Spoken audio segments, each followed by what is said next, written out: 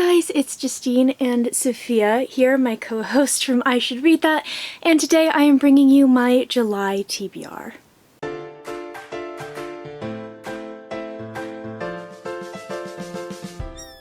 So I don't know how long I'm going to get to cling to Sophia. She looks like she's already itching to go down. But I don't really know why I'm doing a July TBR. I have had a rough month. If you guys follow me on Twitter, you probably know that the beautiful Miss Sophia has actually been diagnosed with the final stages of kidney failure. So, this sucks. I've got her again. Yeah, so basically Miss Sophia is very sick. She probably doesn't have a huge amount of time with us left, so... Right, okay, this sucks. So we don't have a huge amount of time with her left, unfortunately. She's stuck in my jumper. So I don't really know what my reading is going to be like this month, but I want to make sure that I'm doing my best to kind of like be as normal as possible. You can tell I'm really struggling through this. She's not in any pain. She's not in any discomfort. She's very much herself. She's just very, very thin. She's getting fed like 6 times a day and Dax cannot handle it. We didn't really realize that as Sophia's weight was going down, Dax's weight was going way up, and the amount of food that we were giving them was getting eaten every night. Dax is going to be put on a little weight loss regime here soon. But yeah, it's a weird time in our household. Sophia, like many cats, is a great reading buddy, so I'm going to try to read as much as I can. But I'm going to try to read what my brain wants. My brain does not necessarily love the idea of dark books or big, huge, like chunky fantasy books.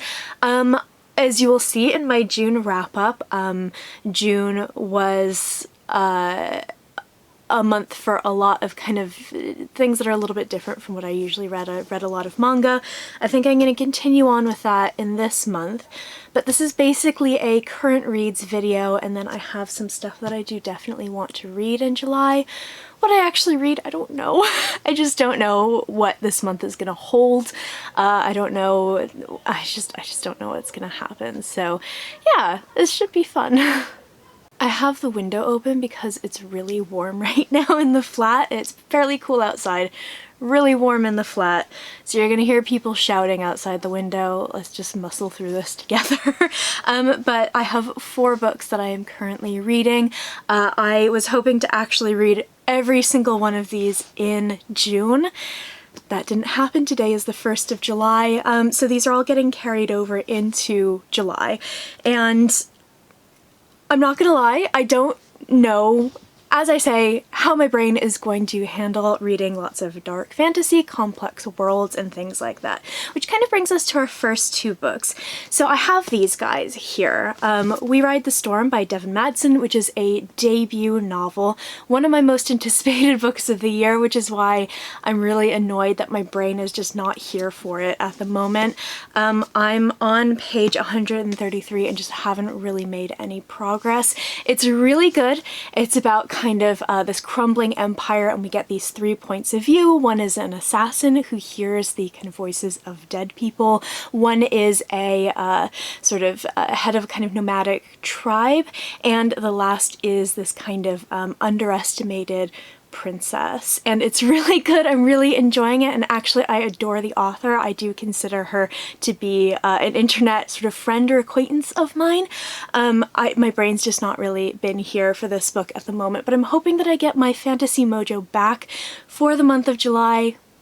We'll see. This came out in June from Orbit Books. I would really highly recommend picking up a copy if you're into kind of darker fantasy. I also really wanted to read The Shadowed Sun by N.K. Jemisin. I read the first book in this duology, The Killing Moon, in June, and I'll talk about that in my June wrap-up. I got 8 pages into this when we took Sophia to the vet. And it's amazing. The first book is great. I really love the world. It's very complex and it's very complicated. Things that I usually really enjoy in fantasy. But right now, my brain's just like, no, we're not going to be able to absorb any of that right now. So I am definitely going to have to put this off for a little bit. It's kind of cheeky of me to say that this is a current read if I am only 8 pages in, and I'm probably going to need to restart, but that's okay. I do really, really want to read this, and it was gifted to me for my birthday by my friend Sarah, which makes me want to read it even more. We'll get there. I don't know if I'm going to get to this in July. If between these two I had to choose, I'll probably read We Ride the Storm first, because that's not only a review copy, a debut novel, but also a newer release. So that's just how that's going to pan out.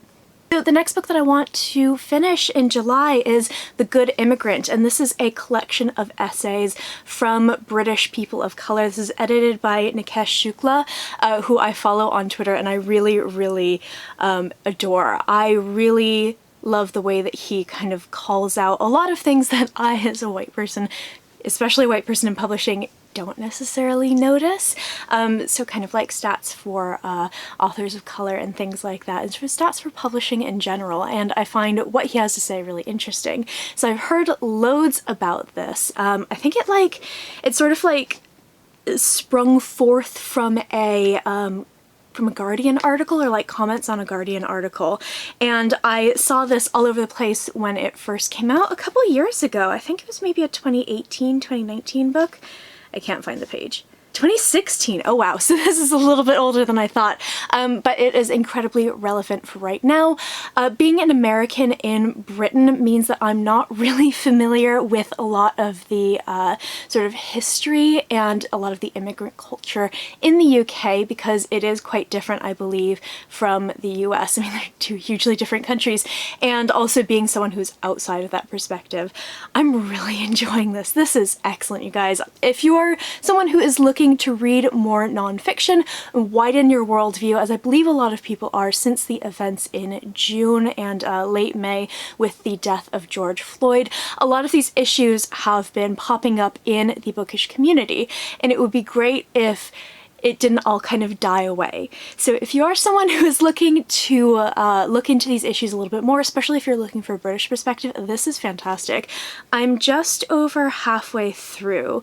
So yeah, I marked off all the little all the pages or all the starts of the essays with my little cat tabs, and it's just so good. I've been reading like 1 or 2 of these a night, and that's pretty much been my reading for the past couple of weeks, but it is really fantastic. It's a great thing to read if you're very distracted like I am right now. And the last book that I want to read in July that I am currently reading is How to Be an Anti-Racist. I can't remember the author's name off the top of my head, but I will put the cover on the screen here. This is a newer release, I believe, and it is told from an American perspective, and it argues it's not enough to not be racist, and in fact, being not racist isn't really a thing. You're either racist or you're anti-racist, and it dives into those kinds of differences and the nuances, and also a lot about microaggressions. This book is really, really interesting. It's a little bit of a heavier read. I have it on my Kindle, which is why I don't have a copy of it to show you here, and it is kind of a bedtime read, so I've been reading it very slowly, but it is one that I'm hoping to get through in July, especially as kind of bedtime reading. I love reading on the Kindle, like lying on my side. It's just the perfect time to kind of absorb some really, really interesting stuff. So next I have a few books that I would like to read in July. These are ones that I'm not currently reading, but I would like to get to. Again, we'll see. The first one is actually a review copy. Have I talked about this? I think I've already talked about this in a previous haul video, maybe my May haul, but this is The Space Between Worlds, and this is by Micaiah Johnson. This is a sci-fi debut novel, and it basically kind of takes place in a version of our world in which we have discovered a way to travel into parallel worlds and parallel universes. However, the limitation is that you can only travel to one of these parallel worlds if the sort of version of you in those worlds is dead. So our main character is Kara, and she is dead in all but 8 of these worlds. It sounds really, really interesting, I believe.